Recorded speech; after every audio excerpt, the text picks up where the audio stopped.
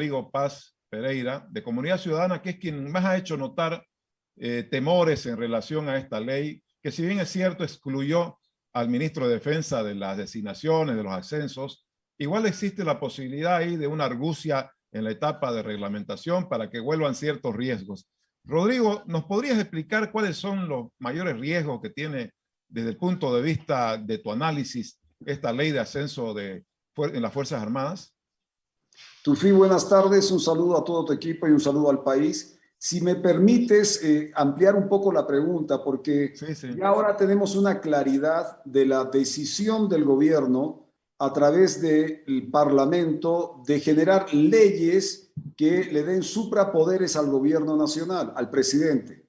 Entonces, si tú ves la consecuencia de todas las leyes que se han generado, se han establecido y aprobado sin cambiar comas, sin tener derecho al debate porque no hay 2/3, todas apuntan al decretazo. Y permíteme rápidamente, y de ahí concluiré con la norma de las Fuerzas Armadas, hay 3 grandes áreas.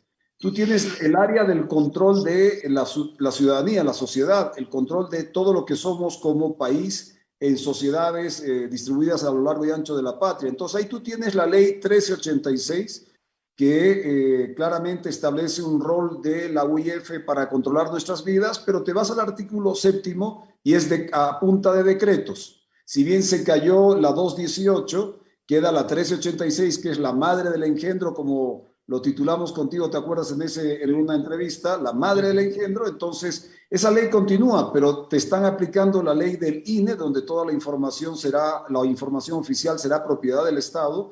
Te están aplicando la ley del registro de comercio, donde toda la información vinculada al ámbito comercial es de propiedad del Estado, sin ningún tipo de control de contraparte. Te van a aplicar la norma de derechos reales, que es el Estado va a tener el conocimiento y control sobre todas las propiedades de este país, que suena correcto, pero cuando le das una aplicación política, se genera una acción de control de la sociedad a lo político y no de control de sociedad para que haya transparencia en el manejo de la administración pública y de lo privado. Esas son una de las tantas leyes, la ley de fortalecimiento a la lucha contra la corrupción, que ¿te acuerdas que años atrás se peleó y para rechazar la modificación del Código Penal? Bueno, se introducen muchas de esas normas dentro de esta ley de fortalecimiento de la lucha contra la corrupción. Esas son las leyes que controlan a la sociedad.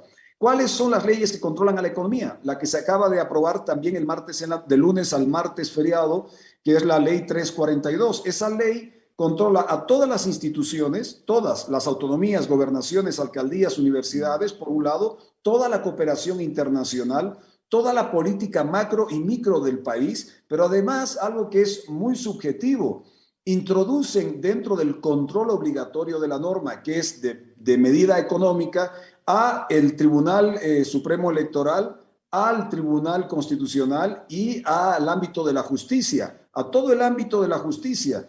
Entonces, ahí tú dices, oye, ¿qué tiene que ver todo el ámbito de la justicia? ¿Qué tiene que ver el Tribunal Supremo Electoral? ¿Qué tiene que ver estas instituciones que no están vinculadas a la economía y que ahora obligatoriamente tendrán que cumplir el anexo, que es un anexo de unas 200 páginas que indica la línea de manejo de todo lo que va a ser la política económica y social del país? O sea, indirectamente, cuando dices social, estás metiendo a un proceso judicial, a un concepto que es supuestamente vinculado solo a economía, pero que el gobierno a través del artículo 6º de esta ley, en este caso es el 6º, es a punta de decretazos. Y la última pata, porque es un triángulo, te he hablado del control de la sociedad, control de la economía, y la tercera pata de este triángulo es el tema de las fuerzas del orden, que es la policía, que ya tiene una ley que controla absolutamente a la policía a través de que el ministro homologue, y dándose cuenta de lo crítico que ha sido y de la descomposición interna de la policía,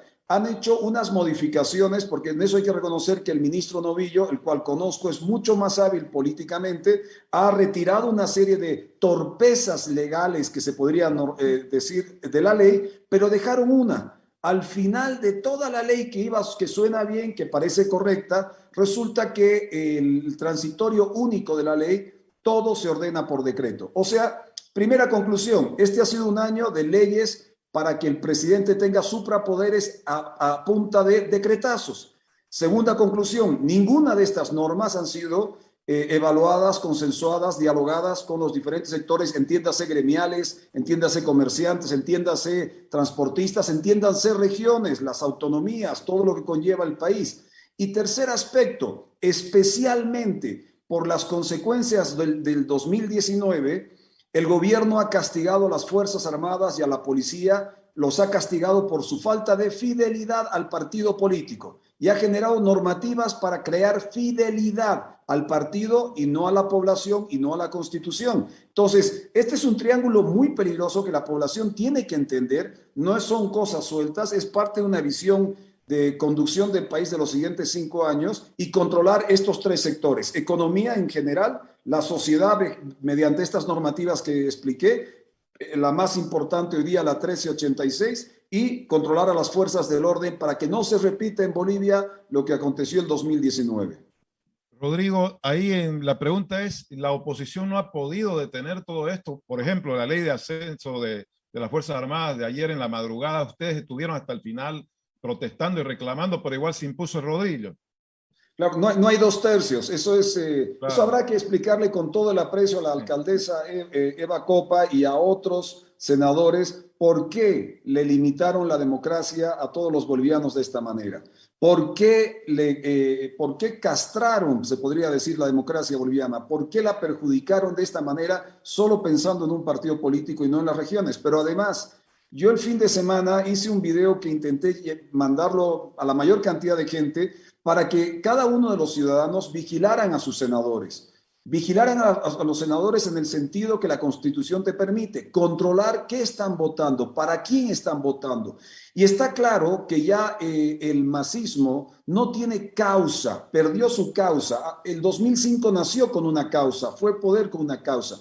Lo que hoy día el MAS tiene es una casta, es un bloque, es un grupo de poder y tiene desgraciadamente senadores y diputados que todavía no han entendido que están trabajando no para sus regiones, están trabajando para una casta de poder en este país y eso es contradictorio a lo que queremos como desarrollo de la patria. Y estos senadores votaron el día de lunes a martes, 22 horas de debate, empezamos a las 9 de la mañana y acabamos 6:30, casi 7, debatiendo y explicando.